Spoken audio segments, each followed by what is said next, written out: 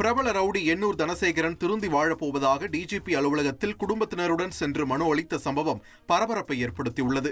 சென்னை எண்ணூர் பகுதியைச் சேர்ந்த பிரபல ரவுடியான தனசேகரன் என்பவர் மீது சென்னையில் பல்வேறு காவல் நிலையங்களில் கொலை, கொள்ளை, அடிதடி உள்ளிட்ட 50ற்கும் மேற்பட்ட வழக்குகள் உள்ளன.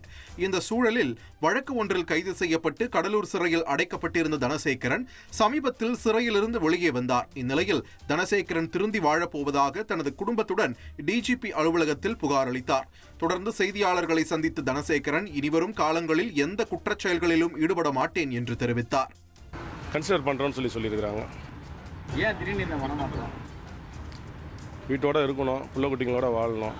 சரியா, இது வரைக்கும் ஜெயில் எடுத்தது போதும் நம்மளுக்கு. சரி, ரொம்ப பாதிக்கப்பட்டாச்சு. இன்னும் பிள்ளைங்களோட வாழணுன்ற ஒரு எண்ணம் தான், வேற எதுவும் கிடையாது. நிறைய என்கவுண்டர் நடந்துட்டு வரதுனால இந்த ஒரு மாற்றம் இல்லை, அந்த மாதிரிலாம் எதுவும் கிடையாது.